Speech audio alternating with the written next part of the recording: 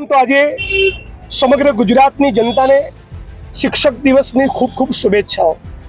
પણ બહુ દુઃખ સાથે કહેવું પડે છે કે ગુજરાત અને ભારતની સરકારે છેલ્લા 10 વર્ષમાં લગભગ 89,000 જેટલી સરકારી સ્કૂલો બંધ કરી। આ પ્રચંડ બેરોજગારી અને મોંઘવારીના સમયમાં દેશનો અને ગુજરાતનો સામાન્ય વાલી એક ખાનગી શૈક્ષણિક સંસ્થાને સ્કૂલોમાં નહીં, સરકારી સ્કૂલોમાં પોસાય એવું ગુણવત્તાયુક્ત શિક્ષણ પ્રાપ્ત કરાવી શકે પોતાના દીકરા દીકરીઓને જેવી ગુજરાતની જનતાની અપેક્ષા હતી, એની સામે સરકારી સ્કૂલો મોટી સંખ્યામાં બંધ કરી રહ્યા છે।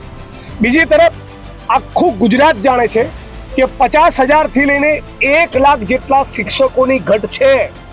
શાળાઓ નથી, વર્ગખંડો નથી, ગુજરાતની વર્તમાન અને ભવિષ્યની પેઢી બરબાદ થઈ રહી છે। અને બીજી તરફ 60,000 જેટલા શિક્ષક મિત્રોએ ટેટ ટાટની પરીક્ષા પાસ કરી છે। તો આમાં તમારે ક્યાં કન્ફ્યુઝ થવાની જરૂર છે? આ 60,000 શિક્ષકોને તાબડતોબ 24 કલાકમાં નોકરીના ઓર્ડર આપી ગુજરાતનું ભવિષ્ય ઉજળું થાય એટલું કરો।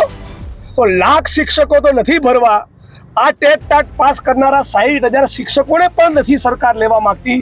એમાંથી 10,000 લોકોને લેવાના હતા, એની પણ ભરતી પ્રક્રિયા પૂરી થઈ રહી નથી। અને આ બધાના મૂળમાં એક જ વસ્તુ છે કે ગુજરાત ભાજપના મોટા ભાગના ધારાસભ્યો, સંસદ સભ્યો, મંત્રીઓ અને નેતાઓની પોતાની ખાનગી શાળા કોલેજ ચાલે છે, એટલે શિક્ષણને ડૂબાડી દીધું છે।